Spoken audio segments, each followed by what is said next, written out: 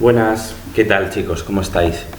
Espero que bien. Bueno, esta es la primera clase que tenemos virtualmente que voy a subir a YouTube y bueno, vamos a tratar sobre el comentario de texto del poema Retrato, que ya estuvimos viendo más o menos a la mitad, nos quedamos con el dictado del comentario, pero voy a volver a hacerlo todo porque bueno, pues así lo tenemos colgado bien hecho y bien presentado, ¿vale? El comentario.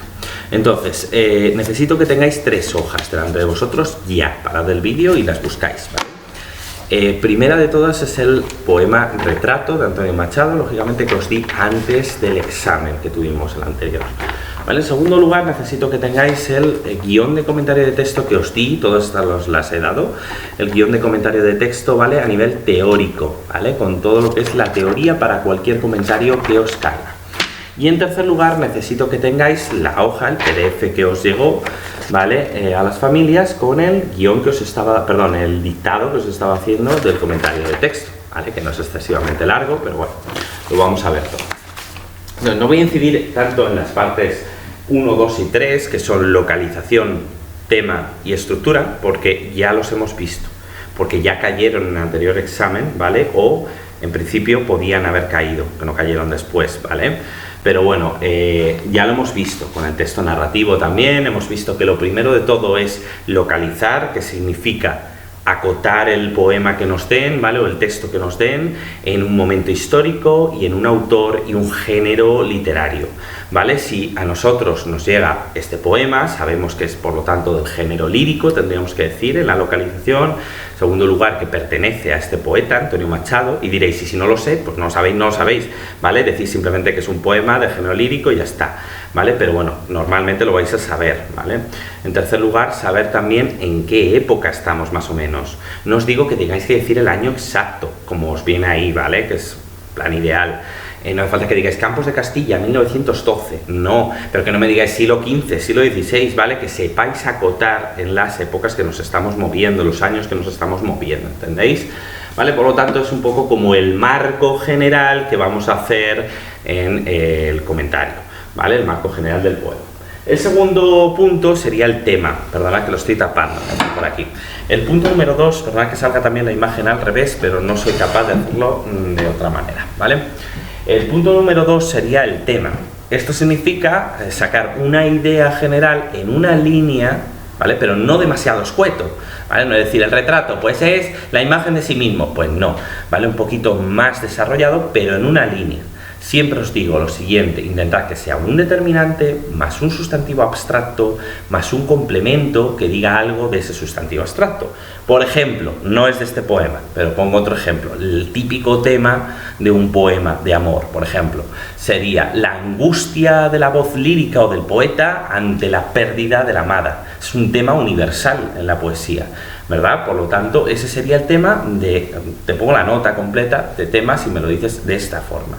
Por ejemplo, en este caso, si lo que tenemos es un poema de Antonio Machado y tenemos el retrato, que es un autorretrato, pues vamos a decir en el tema autorretrato del poeta y de su vida pasada, presente y futura. Esto lo dicté y lo tenéis en la hoja que os ha llegado, ¿vale? Recientemente. El punto número 3 sería la estructura.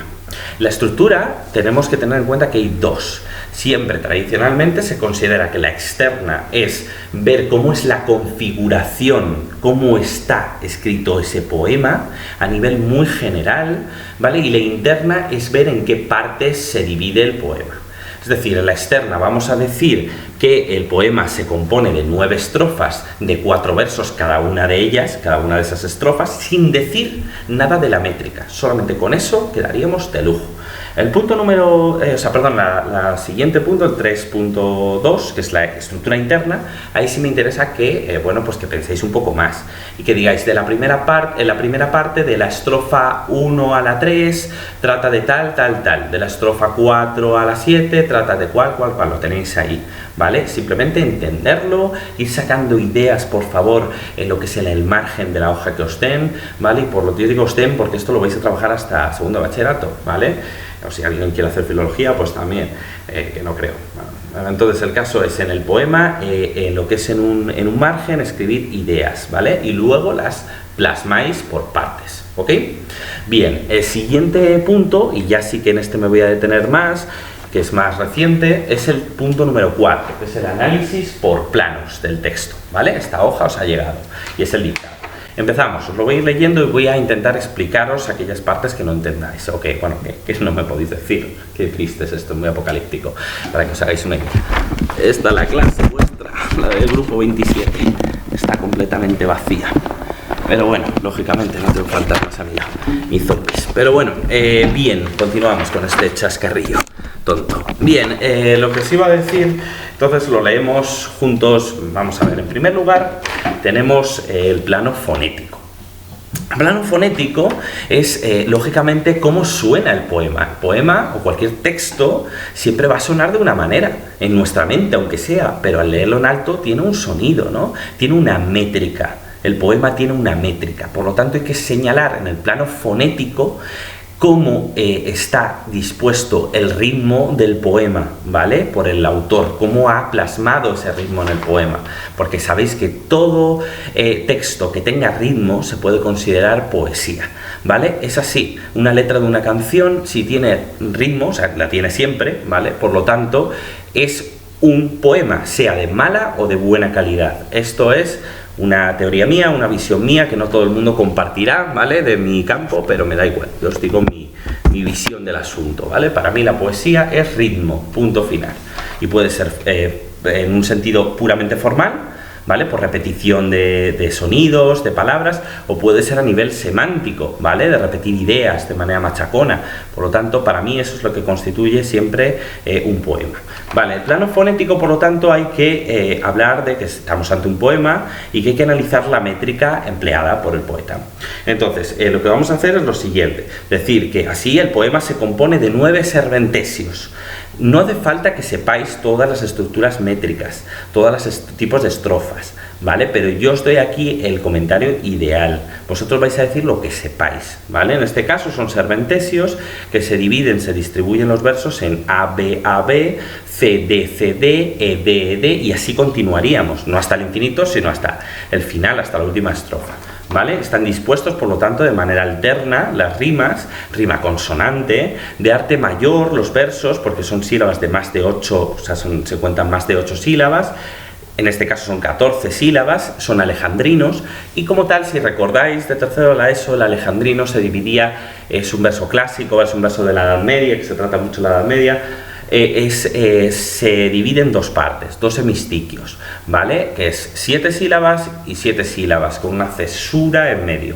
No hace falta que sepáis todo esto, pero bueno, ya os digo, hay que hablar, por lo tanto, del verso ante el que estamos, el tipo de verso, ¿vale? Entonces, seguimos, hay que destacar efectos métricos. Esto es fundamental, esto lo tenéis que conocer, ya lo sabéis, que es en el cómputo silábico. Yo no voy a contar, mi abuela tiene una, por ejemplo, si digo mi abuela tiene una moto, yo no digo mi abuela tiene, sino digo mi abuela, se produce una sinalefa, ¿verdad? Por lo tanto se cuenta una sílaba menos, porque normalmente tendría más, ¿verdad? Pero a la hora de hablar se come una sílaba, por lo tanto eso es una sinalefa. La diéresis sería un poco lo contrario. La diéresis, que la tenéis aquí, no me lo estoy inventando, ¿vale?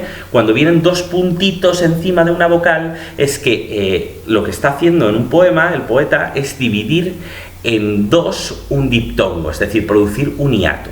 En vez de decir viaje, digo viaje.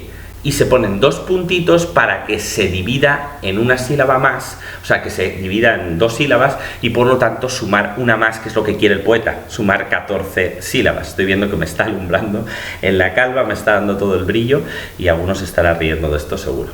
Vale, siguiente punto, entonces vemos esto. Cuidado también, antes de pasar al punto, si es un verso agudo o es un verso esdrújulo. Es decir, esto significa que si acaba en una palabra aguda, ¿vale? Como por ejemplo, los hijos de la mar, va a sumar una sílaba más.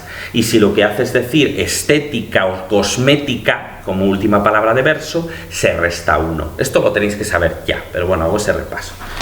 Hasta aquí el plano fonético, ya está. Todo lo que sepáis a nivel de verso, y a nivel de rima, y a nivel de estrofa, ¿vale? Bien. Siguiente punto sería el plano morfosintáctico. ¿Qué significa esto de morfosintáctico?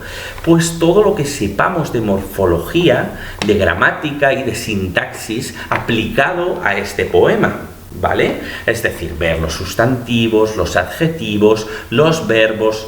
Fijaos que yo no he dado tanto clase de esto de vamos a repasar el adjetivo, no, porque lo estoy aplicando desde inicio de curso al comentario, como lo hemos hecho con el comentario no literario, porque creo que es la forma de aplicar, de ver en cuarto de la ESO las categorías gramaticales.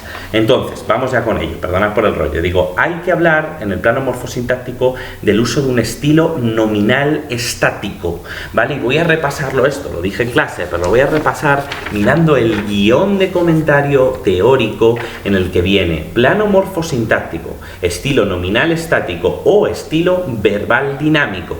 Vamos a ver, esto es de lógica. Si yo utilizo muchos sustantivos y muchos adjetivos, yo digo la clase bonita, pequeña, acogedora, no estoy dando dinamismo a lo que estoy contando, estoy todo el rato en un mismo bloque, todo el rato en una misma situación, no me muevo, no necesito moverme de aquí para describir una clase, ¿verdad?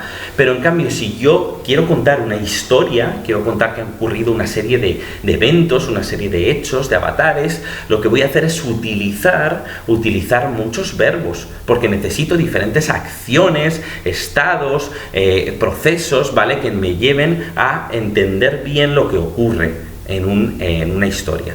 Por lo tanto, todo esto es a nivel general, se pueden cumplir un montón de excepciones, ¿vale? Pero, bueno, esto lo tenéis que saber, que normalmente un poema va a tener un estilo nominal estático, porque normalmente un poema se detiene en las emociones, ¿vale?, de manera estática, o en lo que algo se ve, ¿vale?, que el poeta ve y que describe a partir de lo que él siente. Entonces, continuamos, dice, hay que hablar del uso de un estilo nominal estático, ya que recurre a numerosos sustantivos y adjetivos, ¿vale? Es que es tan sencillo como a nivel teórico. Si os cae un poema, pues ya vais a estar atentos y a ver, hay muchos sustantivos, adjetivos, pues ya está, pues lo digo, tal cual, así, me quedo tan ancho. Más, adjetivos, tal y como corresponde a un texto lírico y descriptivo, porque los textos líricos suelen ser descriptivos, ¿vale? Más, no hay más que ver en los 3 primeros serventesios, en las que la imagen del poeta nos llega fundamentalmente por sustantivos, ¿vale? Y aquí es donde hay que acotar un poco más, ¿vale? Que estamos en cuarto de la ESO, como si estamos en primero, saber decir si son abstractos o si son concretos, ¿vale? Decir, a ver, vamos a tener de todo normalmente, pero lo que nos llame la atención. En este poema yo lo que veo, no sé vosotros, ¿vale?, podéis compartir o no mi opinión, yo veo que hay un poco mezcla, es decir, que hay muchos sustantivos abstractos, pero también hay sustantivos concretos. Creo que predominan más los concretos, ¿vale? Por ejemplo, si dice limonero, huerto, Castilla, yo que sé, ahora mismo no veo más, ¿vale? Pero hay muchos, la luna, ¿vale?, ecos, son muchos sustantivos concretos. ¿Por qué? Porque en cierto modo, si tú vas a un cuadro, si vas a un retrato de alguien, necesitas muchas cosas concretas, ¿verdad?, que configuren la imagen de esa persona. Por lo tanto, es preferible decir que hay un predominio de sustantivos concretos. Sin embargo, necesitamos también abstractos. Estamos ante un poema, entonces vamos a decir también que hay sustantivos abstractos como recuerdos, por ejemplo, juventud, historia, la edad adulta, todo esto son conceptos abstractos y también se manejan en el poema para configurar ese retrato, ¿vale? Entonces, bueno, he hecho un repaso un poquito de esto. Luego están los adjetivos, decir lo que sepamos de los adjetivos. Cuidado, no basta con decir adjetivo, ya está, no, por favor, tenemos que tener en cuenta que a nivel general la mayoría de adjetivos son calificativos en primer lugar, ¿vale?, y que podemos dividirlos en 2, ¿vale?, que son los especificativos y los explicativos. Si necesitáis repetir esta parte, por favor, volver a poner el vídeo en este punto y repetirlo todas las veces que necesitéis, pero quiero que esto se os grabe. Hay adjetivos especificativos en el que yo puedo decir, por ejemplo, coche rojo, azul, especifico de una clase, ¿vale?, de un sustantivo, especifico digamos, una cualidad que podría tener otras muchas, pero de toda la serie de cualidades posibles, yo cojo que es rojo, pequeño, grande, bonito, ¿vale? Estos son adjetivos especificativos, especifican, ¿vale? Pero si yo lo que quiero decir es cómo es un sustantivo con unas cualidades que ya se le dan por hechas que ya consideramos sin necesidad de ampliar con el adjetivo. Por ejemplo, si yo digo la hierba, ¿vale? O si digo la nieve, no necesito decir que son blanco o verde, porque ya la persona que dice ese sustantivo sabe cómo es su cualidad, ¿vale? Pero ese adjetivo se le llama explicativo porque lo único que hace es decir cómo es el sustantivo, aunque sean rasgos evidentes, ¿vale? Esto en poesía, en literatura, se le llama epíteto. Es lo mismo que el adjetivo explicativo. Hay de diferentes tipos, pero no vamos a entrar en los tipos de epítetos, ¿vale? Pero sí que quiero que entendáis que hay adjetivos especificativos y explicativos. Y en ese sentido pueden ir o antes o después del sustantivo. En castellano, lo normal es que el adjetivo explicativo vaya antes del sustantivo. La verde hierba, la blanca nieve, ¿vale? Entonces, necesito que entendáis que el explicativo es más propio de la lírica, es más propio de la literatura. En cambio, yo no digo el rojo coche, la injusta ley. No, o sea, yo necesito decir que es la ley injusta. La califico y le especifico de una serie de rasgos, cojo uno, ¿vale? En cambio, el explicativo sería decir algo que ya se sobreentiende y por lo tanto lo pongo delante para que sea solamente decorativo, ¿vale? La blanca nieve es decorativo. Vamos a lo que es la práctica. Todo esto que he dicho, por favor, señaladlo en el poema, señaladlo en el comentario, mirad bien cómo están dispuestos esos adjetivos. Entonces dice aquí, y a veces os especifica adjetivos. A lo largo del poema vemos también numerosos adjetivos, a veces especificativos, necesarios para su autorretrato, ¿vale? Como romántico, bueno, desnudo, especificativos, ¿vale? Posteriores al sustantivo, o yo puedo decir otros explicativos puramente decorativos, bien antepuestos, como estamos diciendo, que es lo normal, buen amigo, viejas rosas, porque fijaos que ahí, si tú lees el poema, esas rosas y ese amigo se da por hecho que son de una determinada manera. El adjetivo lo único que hace es decir algo redundante, algo puramente decorativo, ¿vale? Que explica cómo es el sustantivo, aunque ya sepamos cómo es, ¿vale? O bien pospuestos. Yo puedo decir huerto claro, ¿vale? Que entiendo que el huerto va a ser siempre con unas connotaciones positivas, es claro. O puedo decir manantial sereno. ¿Habéis visto alguna vez manantial turbulento? ¿Vale? Que se produzcan olas. Pues no, un manantial siempre es sereno, ¿vale? Por lo tanto, son adjetivos explicativos, o bien antepuestos o bien pospuestos al sustantivo. Bien, sintácticamente, ¿qué vamos a decir? Pues lo que sepamos. Evidentemente no hemos entrado todavía en subordinadas y coordinadas, pero lo que vayamos sabiendo a lo largo del curso lo vamos a señalar, ¿vale? Si vemos que hay muchas oraciones simples con un verbo, ¿vale? Lo vamos a señalar. Si vemos que hay muchos complementos predicativos, los señalamos. Si veo que hay muchos sintagmas nominales también, o que hay muchos sujetos implícitos, elípticos, que no aparecen, también lo decimos. Todo lo que nos llame la atención. Yo aquí os he dicho, lo más destacable es su sencillez, porque es muy sencillo el poema realmente, ¿vale? Entonces lo que hace es sacar ideas, ¿vale? Que están de manera paralelas. Mi juventud tal, mi adolescencia tal, mi infancia cual. Dice ideas de manera, digamos, paralela, ¿vale? Paralela.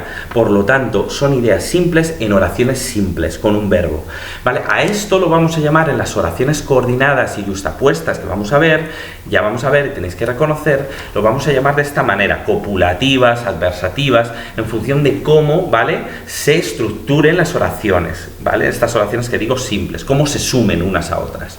Pero bueno, con señalar lo que veamos es suficiente, ¿vale? En el punto siguiente, en el léxico semántico, esto es muy interesante porque lo vamos a trabajar, ¿vale? Ya lo habéis visto en el PDF que os ha llegado. Hay muchas cosas que señalar y que tenéis que conocer ya.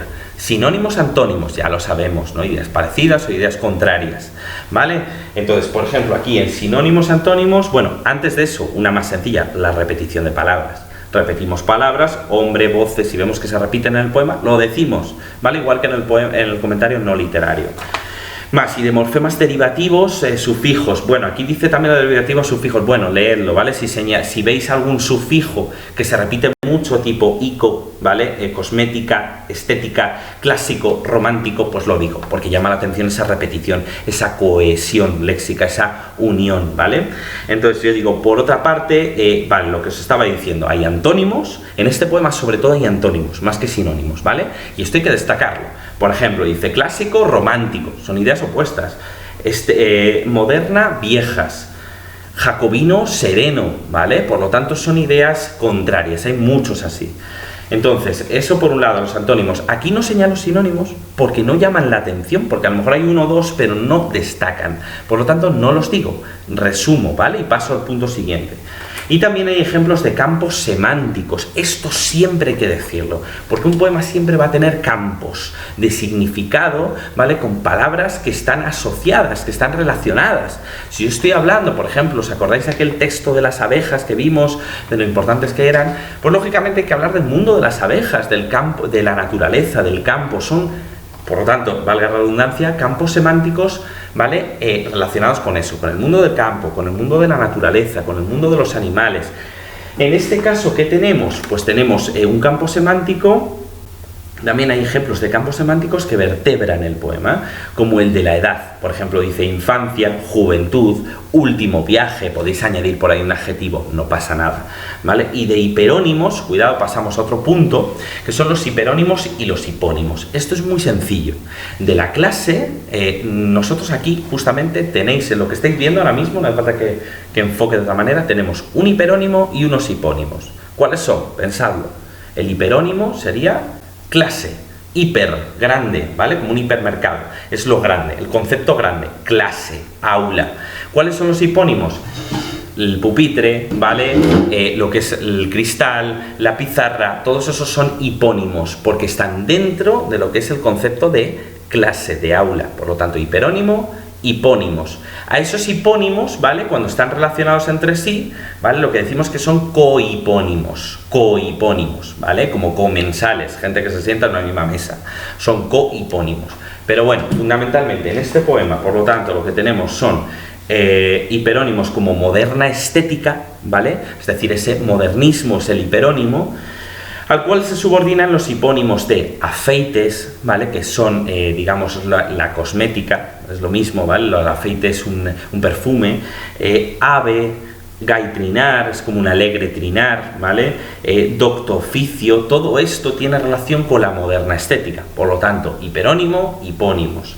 Y por último, destacar el cultismo, ¿vale? Cuidado con esto. Los cultismos son palabras que vienen del latín y que no, o del griego, y que no han evolucionado, que se han mantenido en nuestra lengua tal cuales, ¿vale? Cuando yo digo, por ejemplo, parvulario, parvulario viene de parvus, que es niño en latín, por lo tanto, pues lo que podáis ver. Evidentemente esto os va a costar mucho, porque no sabéis latín, pero palabras que veis excesivamente cultas, como por ejemplo en este caso os tendría que llamar la atención filantropía, ¿vale? Que viene del griego, que es filos, amar, ¿vale? Y antropos, que es humano, por lo tanto es amar al ser humano, ¿vale? Esto os lo puedo dar yo el significado y sacarlo vosotros, pero bueno, sé que esto es un poquito más difícil. Y el arcaísmo dice debéisme, que es esto de un algo arcaico, es algo muy antiguo. Cuando suena una palabra que es demasiado antigua, no en plan, yo que sé, añejo, por ejemplo, palabras así que no utilizáis, no, palabras que, o sea, una forma de escribir que sea especialmente anticuada, ¿vale? Si yo utilizo el vos al margen de Argentina, ¿vale? Que yo utilizo el vos en un momento dado, o si yo utilizo el pronombre después del verbo, como en este caso, debéisme, esto es una cosa muy antigua y decimos, es un arcaísmo, ¿vale? Que la poesía, para darle como una mayor grandeza y una mayor formalidad, se utiliza muchas veces un estilo arcaico, ¿vale? Son propios del modernismo, además, ¿vale? Ya lo vimos, el modernismo le gusta de todo este tipo de afeites, todo este tipo de bueno, pues de belleza, ¿no? De utilizar cosas un poquito que salgan un poco de lo que es lo cotidiano y lo vulgar, ¿vale? Entonces, siguiente punto, dice, no podemos acabar nuestro análisis sin referirnos a aquellos recursos del plano pragmático estilístico. Este plano, por favor, repetid el vídeo todas las veces que queráis la grabación, pero necesito que os quede claro, este plano no lo hemos visto hasta ahora en profundidad.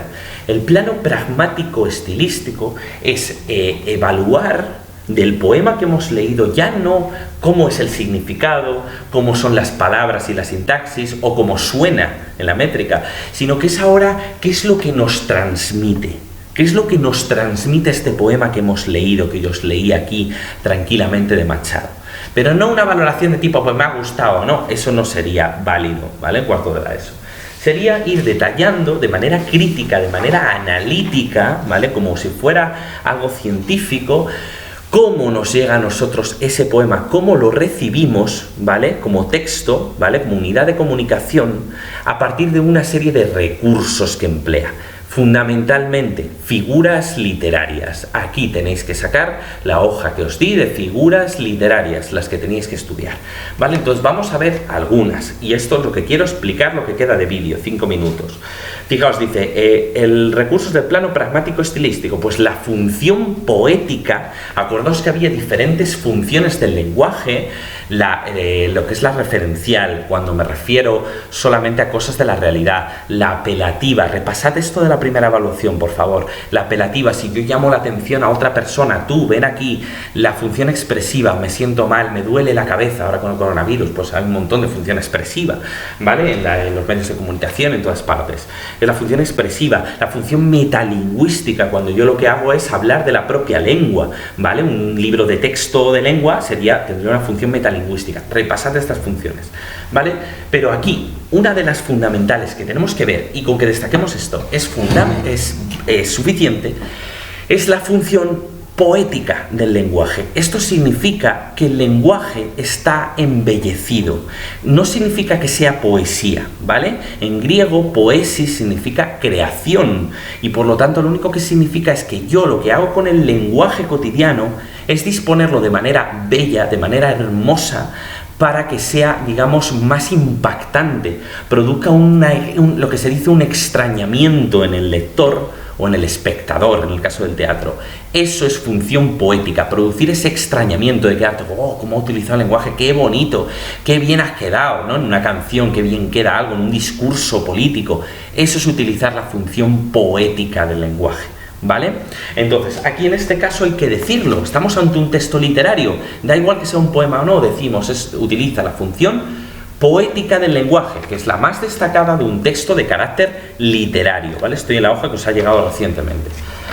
Entonces, así pues, encontramos algunas muy llamativas, como el paralelismo, ¿vale? Venga, vamos a ellas, ¿vale? Voy a enseñar las que están en negrita, como si fuera una lista de la compra. Paralelismo, el hiperbatón, la enumeración, el asíndeton, que está muy relacionado, el epíteto, la antítesis, la interrogación retórica, la metáfora, el símil y la alegoría. Yo he puesto muchas figuras literarias.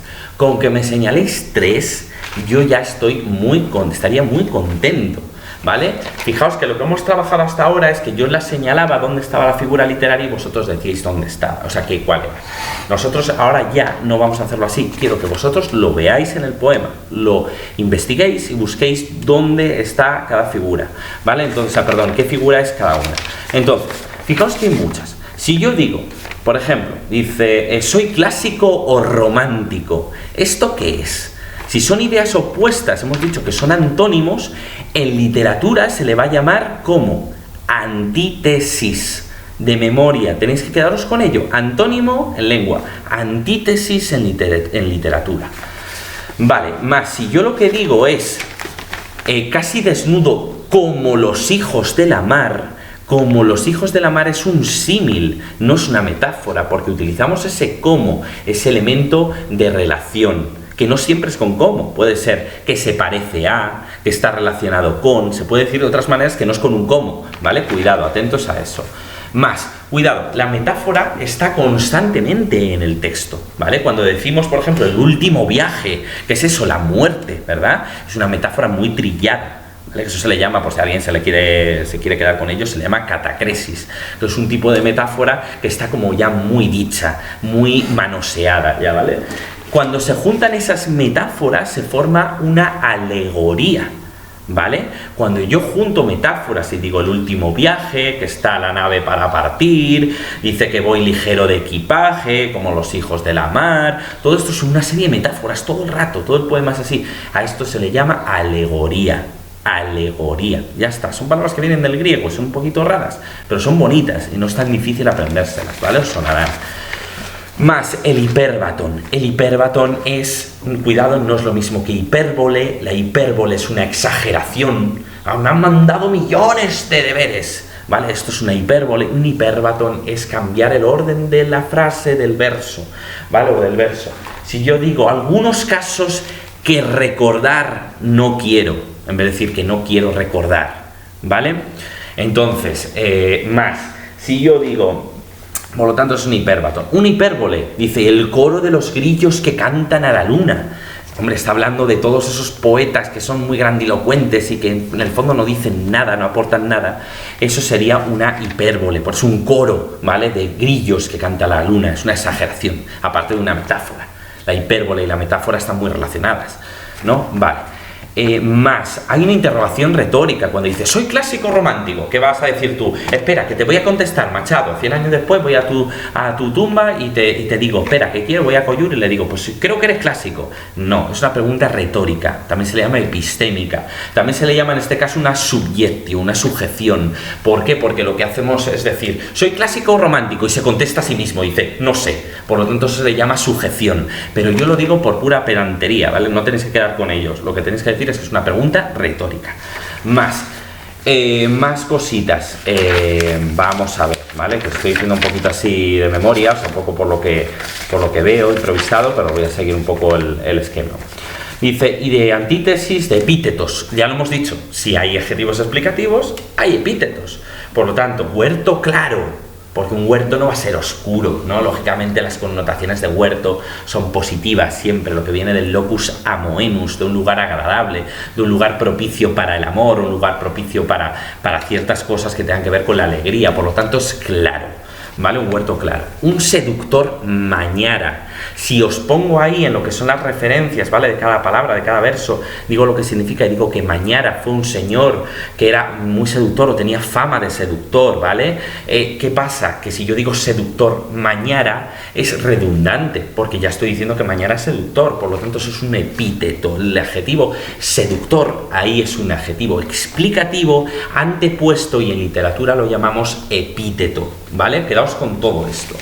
Vale, más, una enumeración. Bueno, esto lo he puesto por añadir algo más, ¿vale? Porque realmente enumeración como tal de he ido a comprar huevos, carne, no sé qué, ciertas cosas no aparecen en el poema. Pero sí podemos considerar, para salir un poco del paso, que hay una enumeración, yo aquí no lo tengo, sí, cuando dice a mi trabajo acudo, con mi dinero pago, está diciendo una serie de ideas paralelas. Por lo tanto, podemos decir que hay una enumeración y si viene con muchas comas, ¿vale?, como ideas paralelas con comas, se le llama asíndeton. La A niega, por lo tanto significa que no hay muchas conjunciones. Lo contrario es la polisíndeton, que hay muchas conjunciones. Asíndeton, polisíndeton. En este caso hay asíndeton y una enumeración, ¿vale?, de elementos, de cosas, de ideas. Vale, normalmente ya os digo, suele ser con sustantivos, con ideas concretas, con sustantivos concretos, ¿vale? Es una enumeración de sustantivos concretos, bien de manera sindética o bien polisindética, ¿vale? Vale, pues creo que hasta aquí, más cosas. A ver, alguna cosita que se me haya quedado en el tintero, dice... paralelismo, vale, el paralelismo, esto no lo hemos visto tan a fondo, ¿vale? Esto es mea culpa, yo no lo he visto mucho con vosotros y quiero que lo entendáis. Aquí bastantes ejemplos en la poesía en general de paralelismos. Un paralelismo total, te dice que son ideas paralelas, mensajes paralelos, por ejemplo, es en una canción un estribillo, ¿no? Un estribillo se repite de manera total o de manera parcial, ¿verdad? A lo mejor cambia alguna palabra al final del estribillo, ¿no?, de cada verso. Entonces, eso sería un paralelismo, que se repita la misma estructura, la misma idea lingüísticamente dispuesta de manera o igual o muy parecida. Aquí tenemos ejemplos. Por ejemplo, dice, ni un seductor mañara, ni un bradomín he sido. Dice, ni un seductor mañara, ni un bradomín. Hombre, se come el adjetivo en la segunda frase, pero igualmente es una idea paralela, son ideas paralelas sintácticamente, ¿no? Si dice, por ejemplo, y al cabo, no, aquí no, dice, a mi trabajo acudo, con mi dinero pago, son sintagmas preposicionales, con un sintagma nominal dentro, si os fijáis, a mi trabajo, con mi dinero, ¿vale? Por lo tanto, sintácticamente están relacionadas. O si dice, es clarísimo, dice, el traje que me cubre y la mansión que habito. Es lo mismo, sintácticamente es lo mismo, aunque diga cosas distintas. El pan que me alimenta y el lecho en donde yago.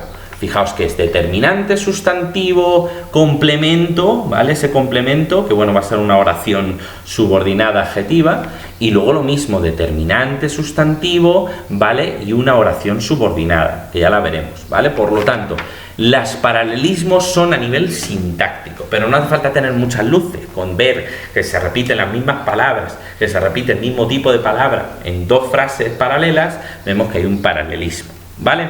Entonces, básicamente es eso. Podríamos decir también que hay repeticiones de palabras, que hay una elipsis, por ejemplo, cuando dice mi juventud, 20 años en tierras de Castilla. No dice mi juventud es, ¿vale? Sino que se come el verbo, es una elipsis. También podemos decir todo esto. Podéis decir también los conectores, que ya hemos estudiado, cuando dice y al cabo, al final dice y al cabo nada os debo.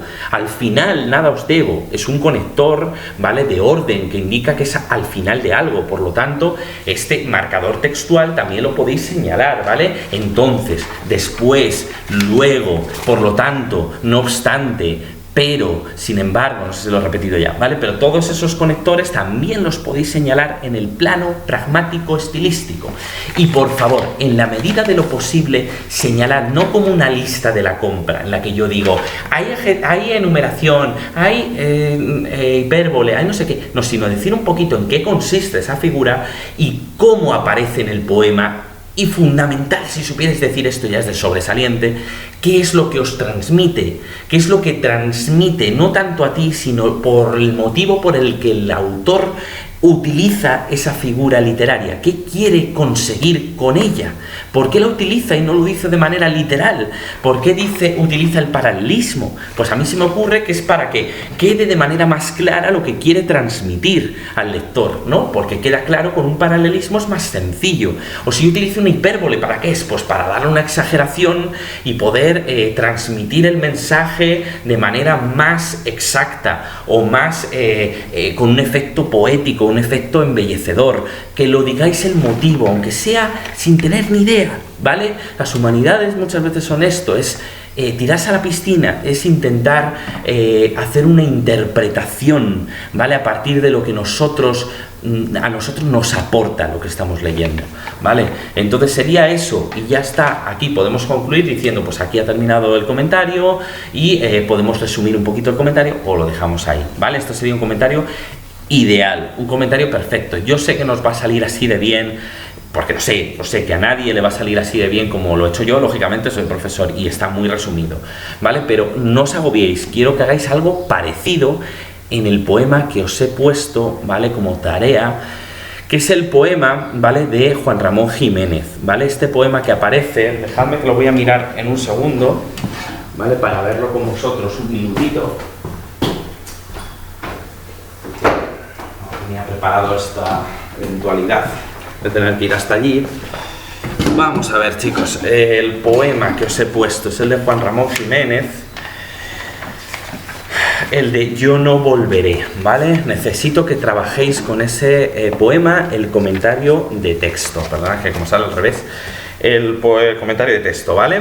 Que lo trabajéis, por favor, que tratéis de hacer lo mismo que hemos hecho con Antonio Machado, con este poema, que lo hagáis aplicado a este poema, que de verdad es muy parecido. Yo lo que he hecho, o sea, muy parecido a nivel estético, ¿vale? Porque Juan Ramón Jiménez tiene diferentes, digamos, corrientes, ¿vale? O sea, diferentes momentos de su lírica, y hay uno de ellos que es el modernismo puro, ¿vale? Igual que Machado, ¿vale? Al principio. Entonces, están muy relacionados en época histórica, en corriente literaria. Por lo tanto, es un poema parecido en cierto modo, no se diferencia, no se distingue tanto a nivel estilístico, ¿vale? Por lo tanto, leedlo bien, tranquilamente, sacáis el contenido, no lo voy a hacer yo. De momento, necesito que primero me enviéis vuestros resultados, ¿vale? De este poema, es que no os sale bien, ¿vale? Pero bueno, ya sabéis, la página, ¿vale? Está marcado ya todo, la página es la 190, ¿vale? Tratáis el poema de Yo no volveré. Venga, va, lo voy a leer, que si no me quedo con ganas. Yo no volveré, y la noche, tibia, serena y callada, dormirá el mundo a los rayos de su luna solitaria. Mi cuerpo no estará allí, y por la abierta ventana, fijaos antepuesto, interesantes adjetivos que destacar, entrará una brisa fresca, preguntando por mi alma. No sé si habrá quien me aguarde de mi doble ausencia larga, o quien bese mi recuerdo entre caricias y lágrimas. Pero habrá estrellas y flores, y suspiros y esperanzas, y amor en las avenidas a la sombra de las ramas. Y sonará ese piano como en esta noche plácida, y no tendrá quien lo escuche pensativo en mi ventana. Vale, sabéis que leo muy bien poesía, lo sé, lo estáis pensando todos. Bien, básicamente este poema, ¿vale? De la obra Arias Tristes, poema modernista todavía, estética modernista. Por lo tanto, ya podéis decir de todo. O sea, yo, este poema, sin haber hecho un comentario todavía de él, no, o sea, no he tratado, lo he leído pero no, una vez, pero no he hecho un comentario, ya se me ocurren muchas cosas. O sea, de sustantivos, de cómo acaban las palabras, ¿vale? Para la métrica, de cómo está dispuesto lo que son las estrofas, de cómo si hay sinónimos, antónimos, ya se me ocurren un montón de cosas. Por lo tanto, hay tantas cosas que comentar que, aunque sea poco, pero al final el comentario os va a salir algo vais a decir, ¿vale? Por lo tanto, chicos, eso, tomadlo en serio, el comentario de texto es fundamental en vuestra educación literaria, ¿vale? Yo voy a incidir en lo que queda de curso en ello bastante, ¿ok? Aquí cerramos con este apartado, con lo que es el comentario que hemos hecho y el ejercicio que tenéis que hacer. Todas las dudas me decís por correo electrónico y os contesto, ¿vale? Venga, buena semana y buen día.